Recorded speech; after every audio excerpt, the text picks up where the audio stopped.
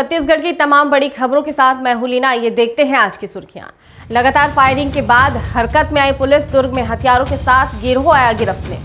SCCL की 2 खदानों की चल रही सीबीआई जांच। कोयले के स्टॉक में गड़बड़ी की है शिकायत। मुख्यमंत्री ने दिया बयान, नहीं हटेगा इस साल छत्तीसगढ़ में ट्रांसफर बैन। और भाजपा विधायक बृजमोहन के बिगड़े बोल, कांग्रेसियों को बताया लातों के देवता। अब देखते हैं खबर विस्तार से। दुर्ग की कुर्सी पार पुलिस को एक बड़ी सफलता हाथ लगी है। यहां बड़ी वारदात को अंजाम देने से पहले योजनाबद्ध तरीके से आरोपियों को दबोच लिया गया और इस तरह शहर में होने वाली डकैती की घटना को समय रहते टाल दिया गया।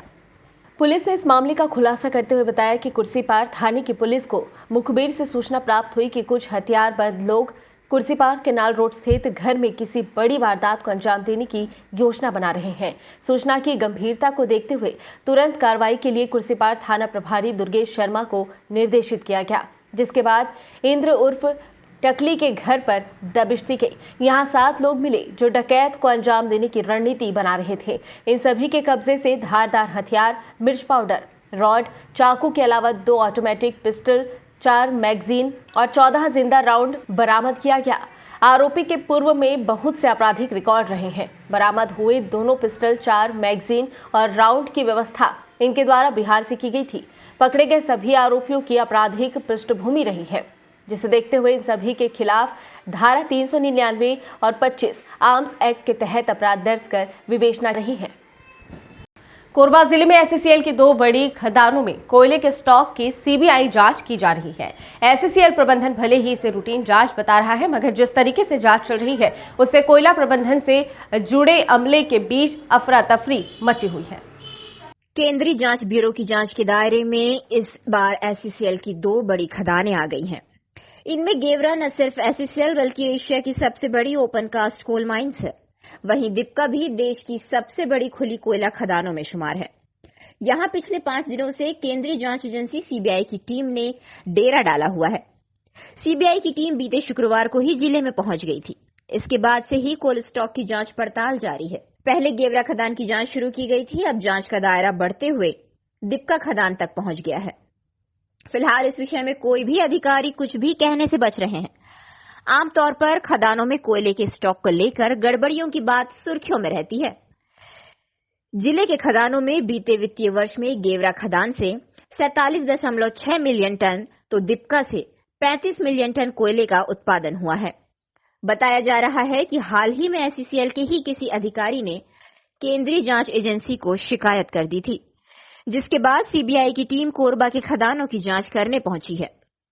जिले की गेवरा और दीपका कोयला खदान फिलहाल सीबीआई के रडार पर है। एससीसीएल के जनसंपर्क अधिकारी सनीश चंद इसे सीबीआई का नियमित दौरा बता रहे हैं। उनके मुताबिक एससीसीएल की विजिलेंस टीम भी सीबीआई के साथ मौजूद है। इसमें किसी भी तरह की शिकायत या इस तरह की कोई बात नहीं है। यह बिल्कुल सामान्य दौरा है। मगर सूत्र बताते हैं कि सीबीआई द्वारा गंभीरता से कोल स्टॉक की जांच की जा रही है और आशंका है कि इस जांच में कोई बड़ा खुलासा हो सकता है। यही वजह है कि कोल स्टॉक के प्रबंधन से जुड़े अधिकारी डरे हुए।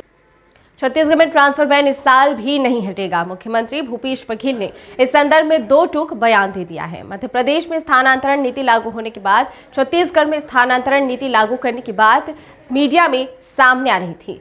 कुछ खबरें ये भी आई थी कि स्वयं के व्यय पर ट्रांसफर की योजना सरकार बना रही है और कैबिनेट में इस पर मुहर भी लगेगी। मुख्यमंत्री ने ऐसी किसी भी संभावना से इनकार कर दिया है। ट्रांसफर तो जो विभाग से आ रहे हैं वो हो ही रहे हैं, समन्वय से हो ही रहे हैं, कोई रुका तो है ही नहीं।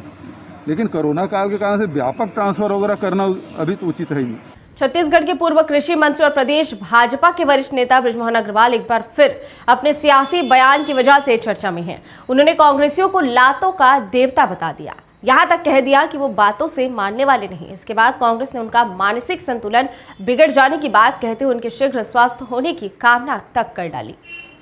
हुआ यूं, मीडिया ने पूर्व मंत्री और भाजपा विधायक से मौजूदा कृषि मंत्री रविंद्र चौबे के एक बयान पर राय मांगी। बृजमोहन अग्रवाल ने कहा कि कांग्रेस की सरकार से अच्छी नीति पहले भाजपा की सरकार और डॉक्टर रमन की रही।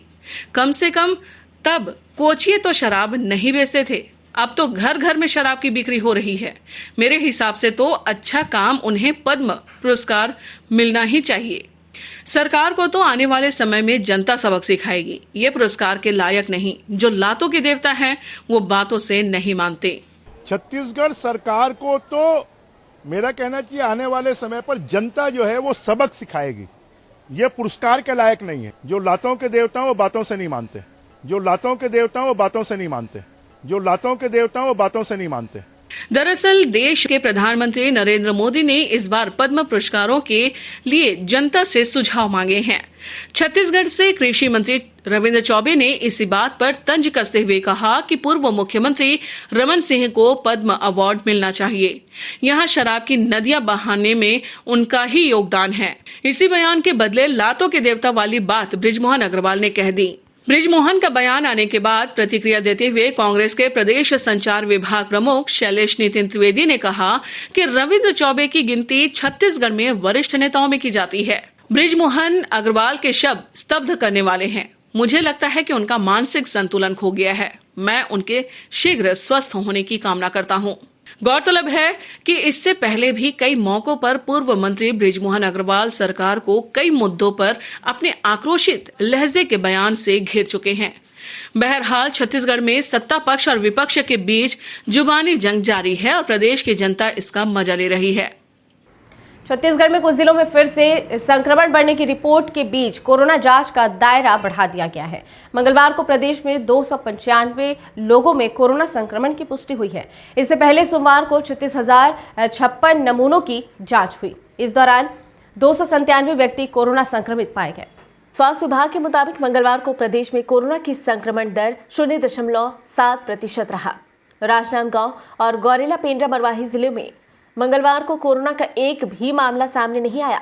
इस बीच रायपुर जिले में मरीजों की संख्या बढ़ रही है।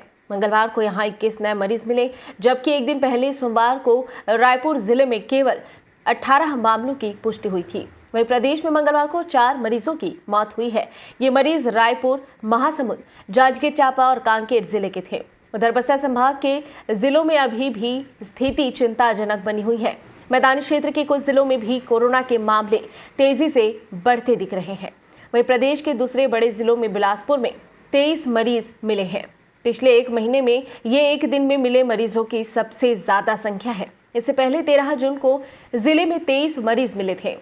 स्वास्थ्य विभाग के मुताबिक जांजगीर चांपा जिले में 31 लोगों में संक्रमण पाया गया।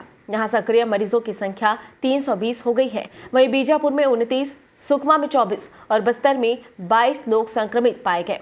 अब सुकमा में 458, बीजापुर में 340 और बस्तर जिले में 249 मरीज सक्रिय हैं। अब तक की खबरों में फिलहाल इतना ही। आगे की खबरों के लिए बने रहिए हमारी सहयोगी के साथ। नमस्कार, डीबी लाइव में आगे की खबरों के साथ मैं हूं सिमरन कौर। आइए बढ़ते हैं खबरों की ओर। छत्तीसगढ़ में राजनीतिक सरगर्मियां बढ़ने के साथ ही अचानक राजभवन भी सक्रिय हो गया है।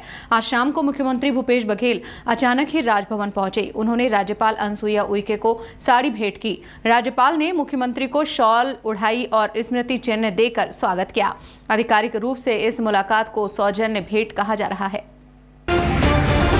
छत्तीसगढ़ में बसों की हड़ताल खत्म हो गई है। परिवहन मंत्री मोहम्मद अकबर से मुलाकात के बाद बस मालिकों ने अपनी हड़ताल को खत्म करने का ऐलान किया। इससे पहले 13 जुलाई से प्रदेश के सभी बस संचालक हड़ताल पर चले गए थे।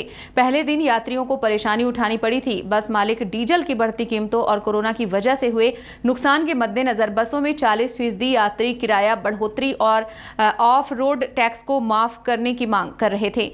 कई बार के अल्टीमेटम के बाद भी जब राज्य सरकार की तरफ से बस संचालकों की बातों को नहीं सुना गया तो मंगलवार से बस संचालकों ने हड़ताल पर जाने का ऐलान कर दिया। बुधवार को खारून नदी में जल समाधि लेने वाले थे।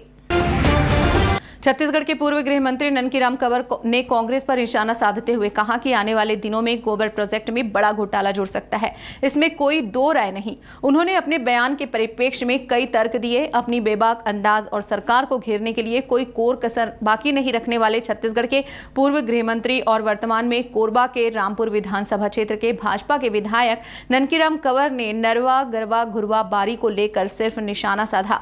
उनका कहना है कि ग्रामीण क्षेत्रों में घुरवा अपने आप तैयार हो जाता है। मवेशियों को रखने के लिए जो गौठान बनाए गए हैं उनमें मवेशियों का अता पता नहीं है। यही हाल गोबर का भी है। मेसर्स श्याम इंडस्ट्रीज में जीएसटी की टीम ने छापा मारा। टीम ने मौके से बोगस बिलिंग के दस्तावेज बरामद किए हैं। इसके अलावा 7.26 करोड़ की जीएसटी चोरी पकड़ी गई है। केंद्रीय जीएसटी कार्यालय रायपुर के अधिकारियों ने छापामार कार्रवाई की है। जीएसटी और केंद्रीय उत्पाद शुल्क रायपुर के अधिकारियों ने मेसर्स श्यामजी इंडस्ट्रीज 208 दूसरी मंजिल लालगंगा मिडास फाफाडी रायपुर के कार्यालय और डांडे कला में श्यामजी इंडस्ट्रीज के कारखाने परफेक्ट धर्मकाता के पास रायपुर में तलाशी ली, जहां अधिकारियों ने कई आपत्तिजनक दस्तावेज जब्त किए। प्रारंभिक जांच में यह पाया गया कि मेसर्स श्री श्यामजी इंडस्ट्रीज ने कई फर्मों द्वारा जारी किए गए फर्जी चालानों के आधार पर 3.22 करोड़ रुपए का इनपुट टैक्स क्रेडिट गलत तरीके से लिया था। कोरिया जिले के अंतर्गत चिरमिरी नगर पालिका निगम के गोदरीपारा मुख्य मार्ग पर खुली शराब दुकान को लेकर हिंदू सेना कोरिया कलेक्टर को ज्ञापन देंगे। साथ ही शराब दुकान न हटने पर उग्र आंदोलन की चेतावनी दी है। इसे लेकर एक आवश्यक बैठक हुई। आपको बता दें कि कोरिया जिला के चिरमिरी गोदरीपारा में खुली शराब दुकान को लेकर जहां क्षेत्रवासियों में एक तरफ रोष व्याप्त है, वहीं दूसरी ओर शराब दुकान हटाने के लिए हिंदू सेना की अहम बैठक हुई, जिसमें कोरिया कलेक्टर को ज्ञापन देने के साथ इस दुकान को हटाने के लिए आवेदन किया जाएगा। यदि शराब दुकान शासन प्रशासन नहीं हटाता है तो हिंदू सेना शराब दुकान हटाने को लेकर भविष्य में उग्र आंदोलन करने के लिए विवश रहेगा, जिसका पूर्ण जिम्मेदार शासन प्रशासन ही होगा। 12 सालों से अपने हक की लड़ाई लड़ रही बस्तर की 61 बेटियों का इंतजार आखिरकार खत्म हो गया। राज्य महिला आयोग की अध्यक्ष डॉक्टर किरणमयी नायक मंगलवार को जगदलपुर पहुंची। सुनवाई के बाद संपत्ति में समानता के अधिकार के आधार पर 61 बेटियों के एनएमडीसी के नगरनार स्थित स्टील प्लांट में नौकरी के लिए पात्र पाया गया, जबकि शेष 10 मामलों के लिए समिति 10 दिन के अंदर रिपोर्ट सौंपेगी। अब आयोग के अध्यक्ष ने एनएमडीसी के हैदराबाद कार्यालय से आवश्यक कार्रवाई पूरी कराने की निर्देश कलेक्टर रजत बंसल को दिए हैं। मंगलवार को बस्तर जिले से संबंधित 98 प्रकरणों की सुनवाई हुई। इसमें नगरनार स्टील प्लांट में समानता के अधिकार के आधार पर नौकरी की मांग करने वाली 71 महिलाओं के प्रकरण भी शामिल थे। फिलहाल इस बुलेटिन में इतना ही। बने रहिए डीवी लाइव छत्तीसगढ़ के साथ। नमस्कार।